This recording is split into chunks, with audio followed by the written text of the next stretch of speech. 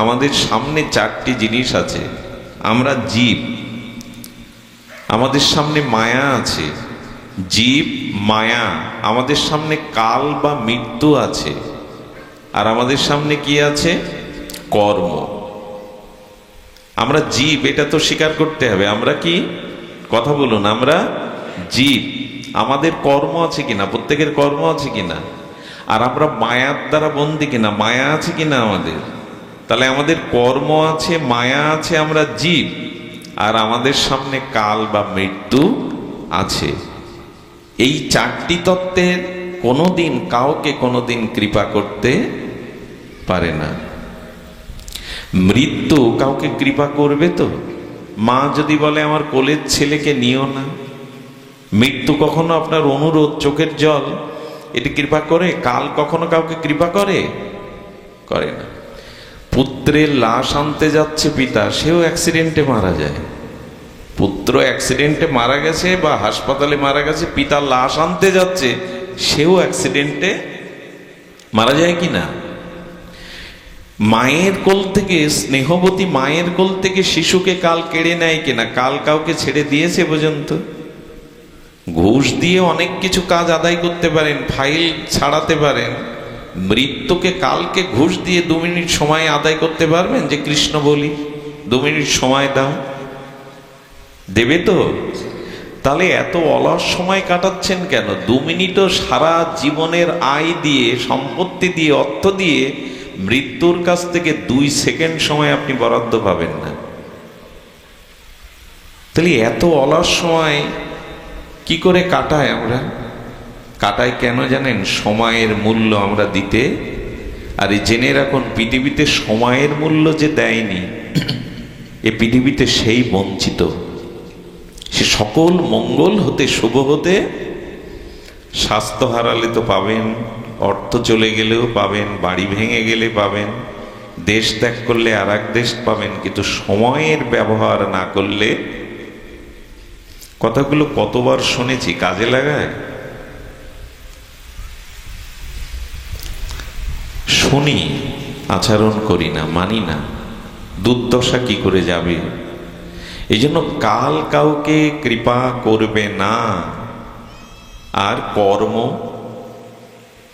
কর্ম কাউকে ছেড়ে দিয়েছে? যে যেমন কর্ম করেছে, আজ পর্যন্ত সেই কর্মের হাত থেকে কেউ নিষ্কৃতি পেয়েছে? শুনে রাখুন, পাপ করলে, অশাস্ত্রীয় কর্ম করলে, আপনি যদি ব্রহ্মজ্ঞান অর্জন করেন পাপের পারে, ব্রহ্মজ্ঞানী, তবু কর্মফলের হাত থেকে আপনি মুক্ত হবেন না। আর ভগবান কর্মের ফল ভুগতে হবে, এটা প্রমাণের জন্য ভগবানের কোনো কর্মফল নেই। সূর্যে কখনো অন্ধকার নামে না, তবু রামচন্দ্রকে রাজ্য অভিষেকের দিনে বনবাসে যেতে হয়। ভগবানও যেন দেখাচ্ছেন, আমাকেও এই জগতের নিয়ম মেনে কর্মফল। সীতামা দেখাচ্ছেন, আমাকেও সতীত্বের পরীক্ষা দেওয়ার জন্য 2 বার আগুনে প্রবেশ করতে হয়েছে, আমাকেও কর্মফল মেনে নিতে হয়েছে। শুধু ভক্তগণ, ভগবান রামচন্দ্রের পিতা, ভগবানের পিতা দশরথ, তার ইচ্ছা পূর্ণ হলো না। রামকে রাজা করবে, ইচ্ছা পূর্ণ হলো? বরঞ্চ পুত্র শোকে মারা গেল। ভগবানের বাবা বলছেন, ভগবানের পিতা হয়ে কি হলো? আমি শ্রবণ কুমারকে শব্দবেদী মানে বধ করেছিলাম, অন্ধমণির পুত্রকে হরিণ জল খাচ্ছে ভেবে বধ করেছিলাম, তো অন্ধমণির অভিশাপে আমাকেও পুত্র শোকে মরতে হলো। কর্মফল আমাকেও ছেড়ে দেয়নি। বিশ্বদেব, পিতামহ ভীষ্ম, গঙ্গাপুত্র ভীষ্ম, তপস্বী ভীষ্ম, মহাজ্ঞানী ভীষ্ম, 100 জন্ম আগে পথে চলতে গিয়ে একটা সাপের মতো প্রাণী ওনার পায়ে জড়িয়ে যায়।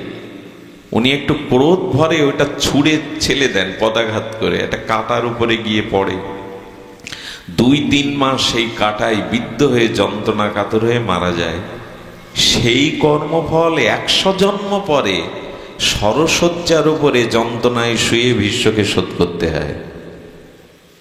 ভীষ্ম শ্রীকৃষ্ণকে বলছেন, আমি জীবনে পাপ করিনি, হে জনার্দন, হে অখণ্ড পরদত্ত ভগবান, আমার শত জন্মের মনে আছে আমার কথা, আমি পাপ করিনি, আমাকে ভুগতে হচ্ছে কেন? আমার ইচ্ছা মৃত্যু। আচ্ছা, গঙ্গায় স্নান করলে পাপ ধুরায়, বিশ্ব জন্মেছিলেন কার গর্ভে? সেখানে পাপ যায়নি, স্খলন হয়নি কর্মফল। খুব সোজা কি কর্ম ছেড়ে দেবে কাউকে? ঝাল খেলে জিহ্বা জ্বালা করেন এমন লোক আছেন এখানে?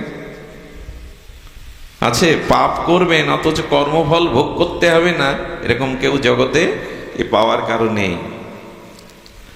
আজকে যদি পাড়া খান আপনি, পাড়া 20 বছর পরে বিস্ফোরক হয়ে শরীরে তার প্রকাশ ঘটবে। বাংলাদেশে এক ম্যাগাজিনে দেখেছিলাম, কে যেন পাথর খেয়ে 10 বছর বেঁচে আছে। পাথর হজম করতে পারবেন, পাপ করে হজম করার ক্ষমতা নেই কারো। এই জন্য কর্ম কাউকে কোনোদিন ক্ষমা। আজকে আমরা যা কিছু ভোগ করছি, ত্রিতাপ জ্বালা যন্ত্রণা, সে পুত্র রূপে আমাকে যন্ত্রণা দিক, স্বামী রূপে দিক, পাড়া প্রতিবেশী রূপে দিক, অর্থনৈতিক সংকটে হোক, রোগ শোকে হোক, এর একমাত্র কারণ আমার অতীত জন্মের কর্ম ফল, প্রারব্ধ। এই জন্য লোকের দোষ দিয়ে লাভ নেই, অন্যের দিকে আঙুল তুলে লাভ নেই। বিশ্ব বলছেন আমার পাপই নাই কৃষ্ণ। ভগবান কৃষ্ণ বললেন, ভীষ্ম তুমি পাপ করনি, কিন্তু পাপ দেখেছিলে। পাপ করা আর পাপ দেখা দুটোই সম অপরাধ। যেদিন রাজসভাতে দ্রৌপদীর মতো কুলসতীবধূকে দুঃশাসন, দুর্যোধন বস্ত্রহরণ করছিল, সেদিন তোমার ক্ষমতা ছিল ওদের আটকানোর। তুমি ওদের পাপটাকে দেখেছিলে, এই জন্য যন্ত্রণা পেতে হচ্ছে তোমায়। এ থেকে সাবধান হওয়া উচিত কিনা? আর হয়েছি আমরা। ডাক্তার অবাস করে কাটলে কি আর বোঝা যায়? 12 ইঞ্চি হার্ট অপারেশনেও রোগী বুঝতে পারে না।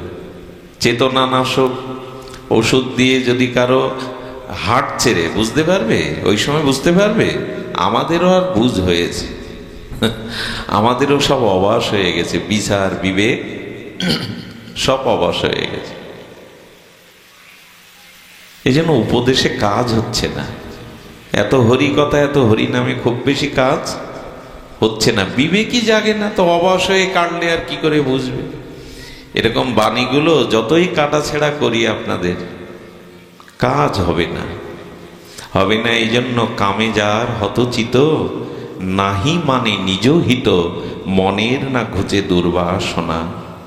কামনা বাসনায় যার বিবেক কি হয়ে গেছে? অবাস হয়ে গেছে, তারে যতই বাণী ঝাড়ুন কাজ হবে না।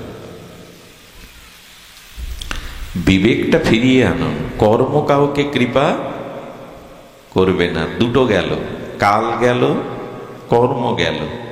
জীব আর এক জীবকে কৃপা করতে পারে?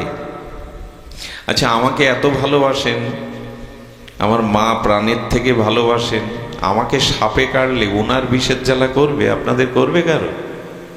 তো কি উপকার করতে পারেন আমার?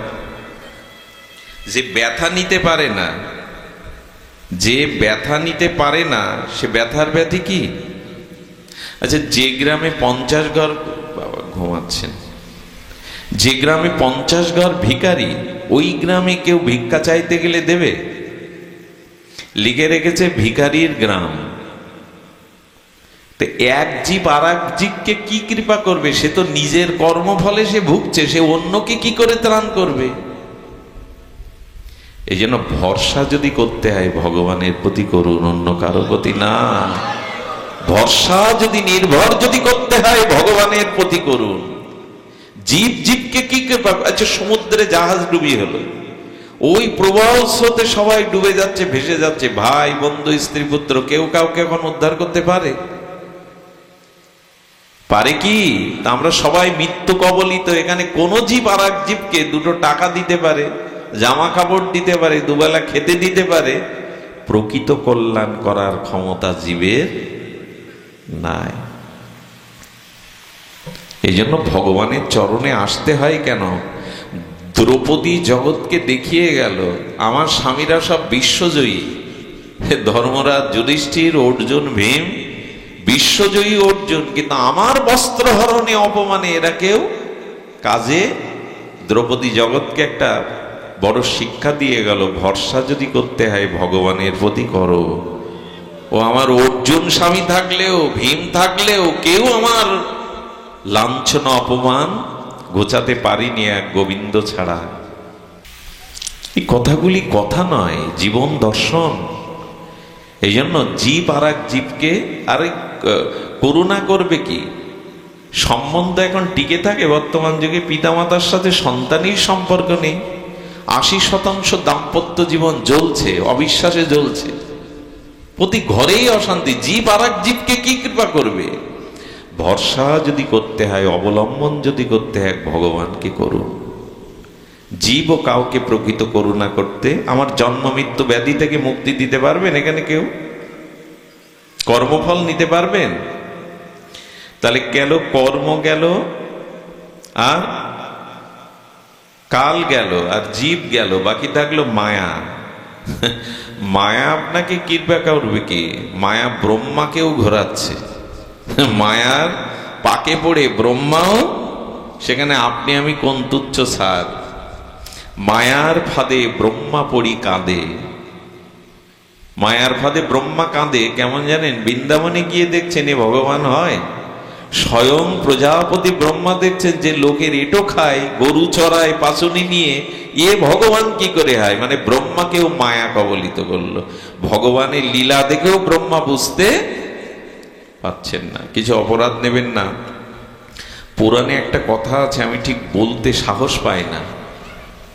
ব্রহ্মা তিনি ভগবানের গুণাবতার, তার মধ্যে কোনো দোষ দেখা উচিত না, কিন্তু ব্রহ্মা মায়ার প্রহলিকা বা মায়ার দুর্ধর্য ক্ষমতাকে বোঝাতে গিয়ে কি লীলা করেছিলেন জানেন? ক্ষমা করেন যেন ব্রহ্মা আমাকে, পুরাণ যেন ক্ষমা করেন, শুনলে শিহরিত হতে হয়। ব্রহ্মা তার নিজের কন্যা, ব্রহ্মা তার নিজের মেয়ের পিছনে কাম উদ্দীপ্ত হয়ে ছুটেছিল। এটা ব্রহ্মার চরিত্রে নাই। উনি জগৎকে দেখালেন মায়া এরকম ক্ষমতাবান, আমাকেও মোহিত করতে পারে। 10টা রাজ্য জয় করলে সে বীর হয় না, ও আবার রাতের অন্ধকারে কোনো সুন্দরী যুবতীর লাথি খায়, তার পায়ে পদোন্নত হয়। বীর কি হাতে বাহুবলে বন্দুকে রাজ্য জয় করা? মায়াকে যে জয় করতে পারে সেই বীর। এই জন্য মায়া প্রণীত আপনার আমার কি কথা? তাহলে করুণা কে করবে? কর্ম, জীব, মায়া, কাল। করুণা কার হাতে দাঁড়ালো? শ্রী ভগবানের হাতে, শ্রী গুরুদেবের হাতে, সাধুর হাতেই করুণা। এই জন্য দয়া করে ভগবানের চরণে শরণ আপনাকে নিতেই হবে, ভজন সাধনে আসতেই হবে। কারণ একদিন উপলব্ধি করবেন এ জগতে তিনি ছাড়া প্রকৃত বান্ধব আমার কেহ নাই, আপনজন তিনি ছাড়া এ জগতে কেহ নাই। এই জন্য যেখানে রেখে এসেছিলাম চৈতন্য মহাপ্রভু সেই ডাকাতকে কি বলছেন? আমি তোমারই, তোমার জন্যই এসেছি, এসো বুকে এসো। ডাকাত কি বললেন জানেন? এই বটপাড় বনদস্যু সাথীদের বললেন, এতদিন যা সঞ্চয় করেছি নিয়ে ভাগ করে নাও, আমার আর যাওয়া হবে না। গৌর চরণে রয়ে গেলেন। মহাপ্রভু যখন কীর্তন করতেন, ঘর্মাক্ত হলে উনি শ্বেতশুভ্র বস্ত্র দিয়ে মহাপ্রভুর ঘাম মুছিয়ে দিতেন, শাক আনতেন, আর মহাপ্রভুর সাথে বলভদ্র ভট্টাচার্য প্রভুকে একটু সেবার দ্রব্য প্রস্তুত করে দিতেন। বিষ্ণুপ্রিয়া দেবী যেন পদকর্তা বলছেন, বিষ্ণুপ্রিয়া দেবীর হয়ে, ওরে যে গৌরের গায়ের ঘামটা সংকীর্তনে আনন্দে মহাপ্রভুর গায়ের ঘর্মটা আমি মুছে দেওয়ার সুযোগ পাইনি, এক বনের দস্যু হয়ে গৌর তোকে সেই সবার সুযোগ দিল। ধন্য গৌর, ধন্য গৌর প্রেম। সেই ডাকাত কটা দিন মহাপ্রভুর সাথে কাটাতে কাটাতে মহাপ্রভু বুঝলেন ওকে আত্মসাৎ করা দরকার। একদিন বৃক্ষতলায় বসিয়ে প্রভু ওকে ঘিরে কীর্তন করতে করতেই ও প্রভুর কোলেই মাথা রেখে চলে গেল। এ ভাগ্য ব্রহ্মারও হয়, প্রভু ওকে সমাধি দিয়ে বেড়ি কীর্তন করে ব্রজের পথে চললেন। এই হলো গৌর করুণা। বিচার করেনি কে পাত্র কে অপাত্র, একে দেওয়া উচিত কে দেওয়া উচিত কিনা। গুরু মহারাজ বলছেন, একবার চাল ডাল ছত্রে দান করছে এক রাজা। দান করতে করতে রাজা দূরে দাঁড়িয়ে দেখে একজন পাত্র আনেনি বলে, আর ছত্রে যারা দান করছে তারা বলছে, তোমাকে কি দেব, চাল ডাল গম তেল, পাত্র কই? বলেন, বাবা আমি তো পাত্র আনিনি। তাহলে পাত্র না আনলে আমরা তোমাকে দিতে পারবো না। রাজা দূরে দাঁড়িয়ে দেখে বলছেন, ফিরিয়ে দিচ্ছ কেন? ওকে পাত্রও দাও, পাত্রের দ্রব্যও দাও। তা আমার গৌর ভগবান এরকমই, আমাদের পাত্র নাই, মানে আমাদের হৃদয় শুদ্ধ নয়, আমরা পবিত্র না, আমাদের সদাচার নেই। কিন্তু মহাপ্রভু পাত্রও দিলেন, প্রেমও দিয়ে দিলেন। আর এই পাত্রটা কি জানেন? আজকে যদি একটু নিয়ে যান পাত্রটা ভালো হয়। সারাটা জীবন সেই শিশুকাল থেকে এভাবে দৌড়াচ্ছি, রাত নেই দিন নেই, কিন্তু পাত্র দিতে পারলাম কই? নিজেও পাত্র হতে পারলাম না, আর আপনাদেরও দেওয়ার আমার সেই স্বীকৃতি কই? এই পাত্রটা আর কিছু না, হরিনাম। নেবেন কি কেউ? হরিনাম, হরিনামটাই পাত্র, ওতেই ব্রজভক্তি, ওতেই রাধা প্রেম দাঁড়াবে। সব পাত্রে সব জিনিস ধারণ করা যায় কি? ডিজেলের পাত্রে যজ্ঞের ঘি নেওয়া যায়? উচ্ছিষ্ট মাছের প্যাকেটে পূজার দ্রব্য নেওয়া যায়? মাঝে একজন বাজার করতে গেছে, ওই যে বড় মাছ কিনেছে, আরো কি কি কিনেছে, আবার গিন্নি বলেছে দুপাতা ধূপ আর ধুনো এনো। ও জায়গা পাচ্ছে না, ওইটা কি করে নেবে? ও প্যাকেটে নিতে পারবে তো ঠাকুর ঘরের ধূপ? একটা আশ্চর্য কথা, আমিষ পাত্রে যদি ভগবানের ধূপ না নিতে পারেন, একবারও মনে হয় না এই হৃদয়ে ভগবান আছেন, এখানে ওইসব খাদ্য কি করে দেয়? আমিষ পাত্রে বাজারের ঠাকুরঘরের গিন্নি বলে দিয়েছে দুপাতা ধূপ এনো, পারবেন তো মাছের থলের মধ্যে ধূপ দিতে? এটা কথা বলেন না কেন? পারবেন না, পারা উচিত নয়। তাই যদি হয়, একটা ধূপ যদি মাছের প্যাকেটে না দিতে পারেন, এখানে হৃদয়ে ভগবান আছেন, ওখানে ওগুলো দিচ্ছেন কি? অবাক হতে হয়। একটা প্রিয়জন মারা গেল, মানুষ মারা গেল, আত্মীয় মারা গেল, ওই মরা মানুষটাকে ছুলে স্নান করে ঘরে ঢুকতে হয়, আর 7 দিনের মরা ফ্রিজ থেকে বের করে খাচ্ছেন, তাতে অপবিত্র বোধ হয় না। ফ্রিজে এগুলো কি আছে? একবারও মনে হয় না যে আহারটা শুদ্ধ করা দরকার? একটা মরা মানুষ, আপনজন, প্রিয়জন, সে, তাকে মারা যাওয়ার পরে ছুলেন আর মরাগুলো কিনে আনেন, 7 দিনের মরাগুলো ওর থেকে বের করে খান, অথচ চান আমার চিত্ত শুদ্ধি হোক। কি হবে? পাহাড়ের গায়ে ঢেলা ছুঁড়ে কি হবে? ঢেলাটাই ভেঙে যাবে। এসব কথা কেউ নেয়? আহার শুদ্ধতার দিকে দৃষ্টি দিতে হবে। খাদ্যের গুণাগুণ স্বভাবে রূপান্তরিত হয়।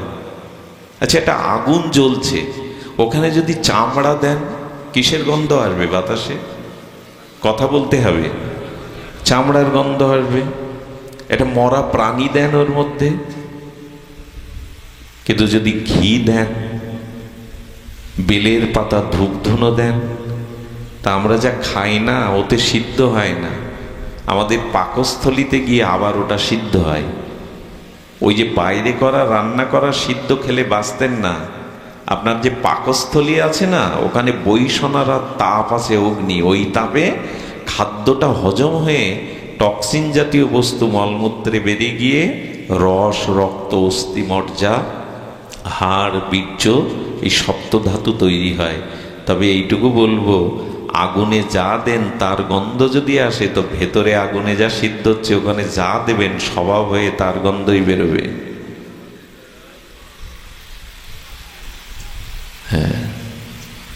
আহার শুদ্ধর দরকার আছে।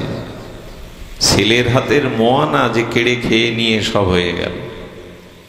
ধর্ম কর্ম কিছু ত্যাগ চাই, বৈরাগ্য চাই, কিছু অনুশাসন মানা চাই শাস্ত্রে। এটা এমনি এমনি হবে না। মাঝে মাঝে মনে করি চুপচাপ বাড়ি বসে থেকে হরিনাম করি, এভাবে আর ছুটবো না। নিজের দেহ, নিজের এভাবে শরীর, এভাবে রাতের পর রাত। কারণ একটা মানুষকেও তো প্রকৃত অর্থে শুদ্ধ ভক্তির স্তরে আনতে পারছি না। কেন ছোটাছুটি? বাড়ি বসে বসে নিজেই হরিনাম করো।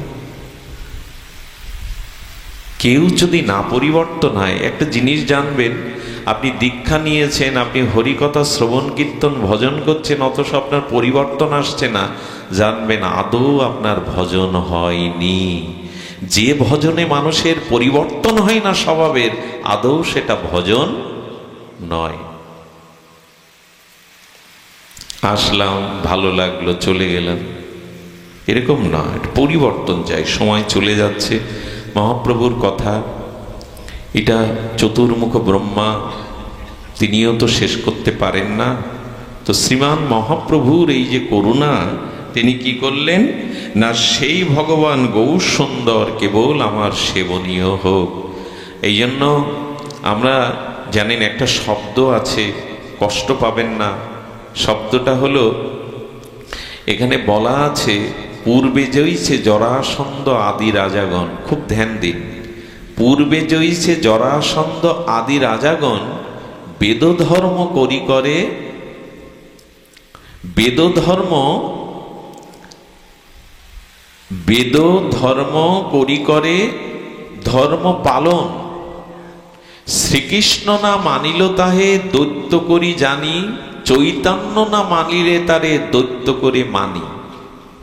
পূর্বে জয়ীছে জরাসন্ধ আদি রাজাগণ, বেদ ধর্ম করি করে ধর্ম পালন। জরাসন্ধ মগেদ নরেশ, মগধ রাজা মানে বিহার, এই বিহারের নরেশ জরাসন্ধ বেদ ধর্ম পালন করত। বেদ ধর্ম কি জানেন? অতিথি সেবা না করে, বিষ্ণু পূজা না করে মুখে জল দিত না। কত বড় ধার্মিক! কিন্তু কৃষ্ণকে মানল না, তাতে সে দৈত্য হয়ে গেল। কৃষ্ণকে মানিনি, এজন্য তাকে কি বলা হলো? দৈত্য। তেমনি এই বিশেষ কলিযুগে যে নিতাই গৌরের অবদানকে, প্রেমকে মানে না, গৌর মানে না, তাকেও বলেছে দৈত্য করি মানি। তার আছেটা কি যে গৌর মানল না? এই জন্য তাকে দৈত্য করি মানি। গালি দেওয়া হলো না, বলা হচ্ছে গৌরচন্দ্রকে মানো। মহাপ্রভুর হরিনাম ধর্মকে স্বীকার করো। শুধু ভক্তমণ্ডলী, ছোট্ট একটা তত্ত্ব উপস্থাপন করেই পাঠ বিশ্রাম। সেটি হলো, দেখুন, মহাপ্রভুর যে ভক্তি ধর্ম, প্রেম ধর্ম, এটা পৃথিবীতে সব থেকে সুদুর্লভ, সব থেকে সহজতর। এটি অত্যন্ত অত্যন্ত সুলভ, সুদুর্লভ নয়। মহাপ্রভুর প্রেম ধর্ম, ওই যে বললাম, সকলেই অধিকারী, সকলেই অধিকারী। আচ্ছা, সরস্বতী পূজা, লক্ষ্মী পূজা, ভাগবতী পূজা বা দশবিধ কর্ম, শ্রাদ্ধ, বিবাহ সবাই করতে পারবে? বসে পৌরোহিত্য করতে পারবে? আপনাকে দিলে পারবেন? মন্ত্র জানা লাগবে, উপবিদধারী হওয়া লাগবে, বেদজ্ঞ হওয়া লাগবে। কিন্তু কৃষ্ণ কৃষ্ণ কৃষ্ণ, গৌর গৌর, এ বলতে কারো আলাদা যোগ্যতা লাগবে? লাগবে কি? কিন্তু ওই সমস্ত বেদাদি শাস্ত্রের সমস্ত মন্ত্র এক করলেও ভগবান নামের ন্যায় মহামন্ত্র হবে না। সহজ কোনটা? কোনটা গ্রহণ করা উচিত আমাদের? কিন্তু সেই নামে রুচি হলো না। ভগবান সমস্ত শক্তি তার নামে অর্পণ করে গেছেন। কৃষ্ণ বলতে কারো যোগ্যতা লাগে? হ্যাঁ, তাকে ব্রহ্মচর্য, উপবিদধারী হওয়া লাগে? কিন্তু সেটাই তো বললাম। এবং কৃষ্ণ কৃষ্ণ, গৌর গৌর, নিতাই বললে দেখবেন জিহ্বা আনন্দে তরঙ্গায়িত হয়। কৃষ্ণ কৃষ্ণ কৃষ্ণ, শিহরণ হয়, লোমকূপখানা দেয়, দেহে পুলকিত হয়। সমস্ত মন্ত্রের সার মহামন্ত্র ভগবানের নাম, তাতেই রুচি হলো না। মহাপ্রভুর প্রেম ধর্ম সুলভ।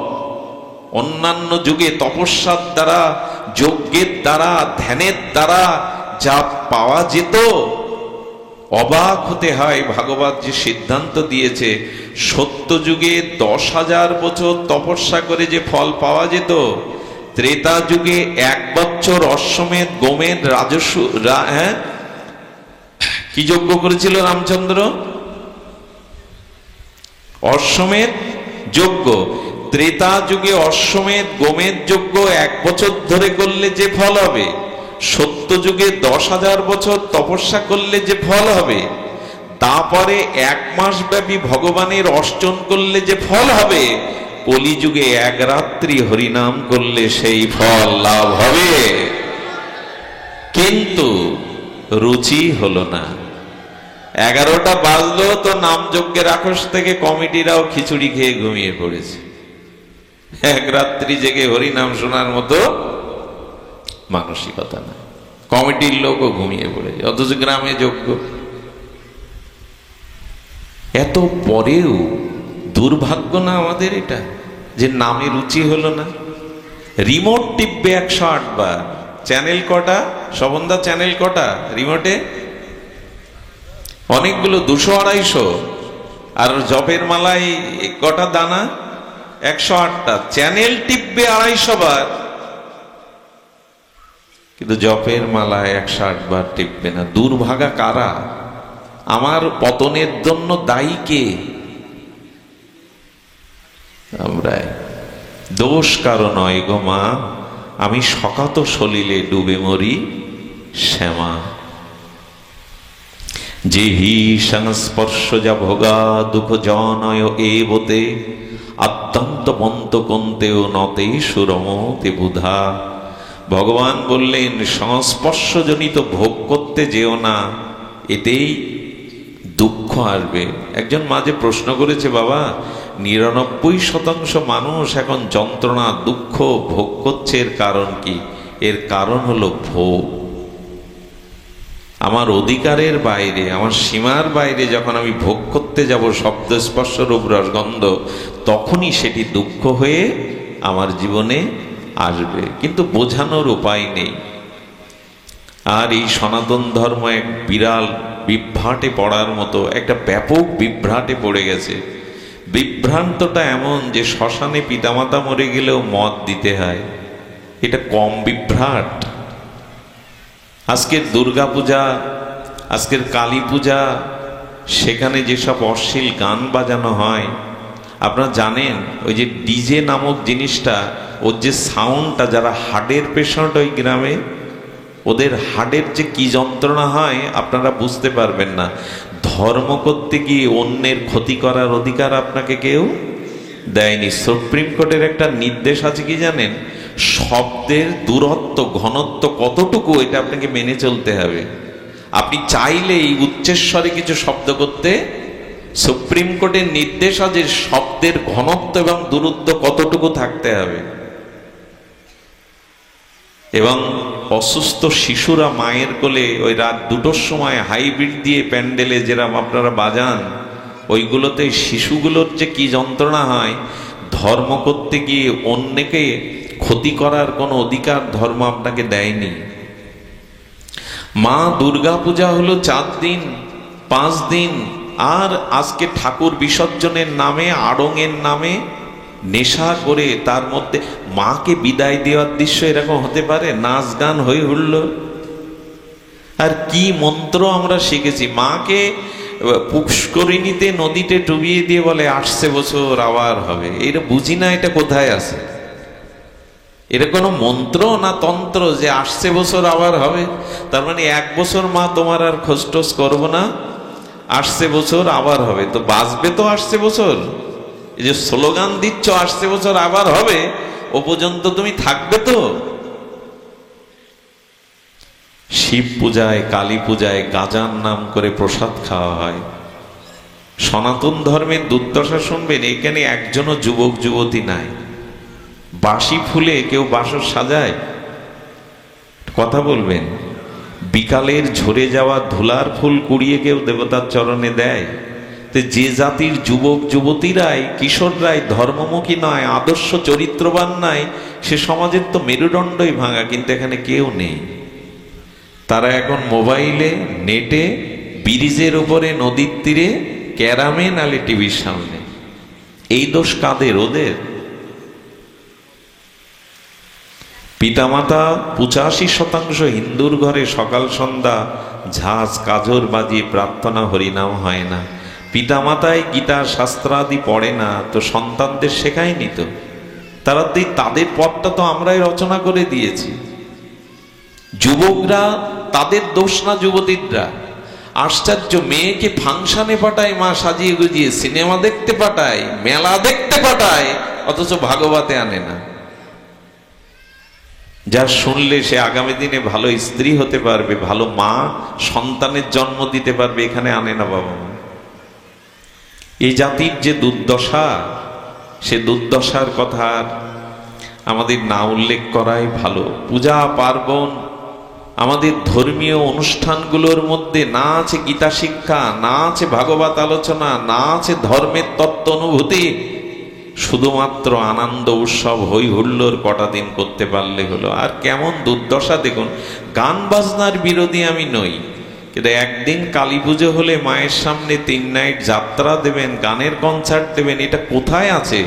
এটা কোন শাস্ত্রে আছে যে মা এগুলো ভালোবাসে? জগৎ জননী ভাগবতী। গান সামাজিক ভাবে দিন, ওগুলো দরকার আছে।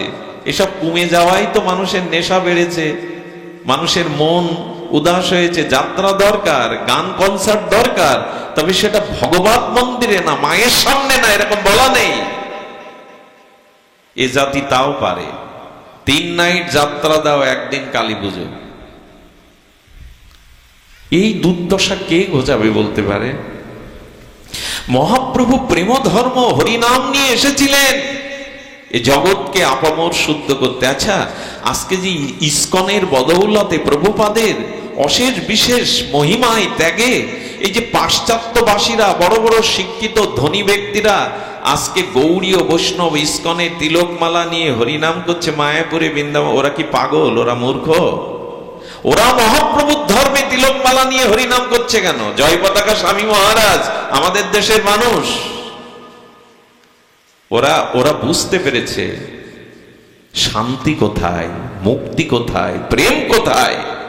আমার ঘরে সূর্য উঠলো, আমার ঘরের নিতাই গৌর, বাঙালির হিয়া অমিয় মতিয়া নিমাই ধরেছে কায়া, আমার ঘরের ছেলে বিশ্বনাথ হলো, অথচ আমি জাগলাম না হরিনামে। ইউরোপ আমেরিকা জাগলো। লাখ লাখ খ্রিস্টানরা আজ গৌড়ী ও বৈষ্ণব তিলকমালা একাদশী হরিনাম নিয়ে বিশ্ব মাতাচ্ছে, অথচ আমার ঘরের নিমাই, আমার ঘরের নিতাই আমি জাগলাম না। আসুন, জীবনের সময় তো চলে গেল, কখন দম বন্ধ হবে?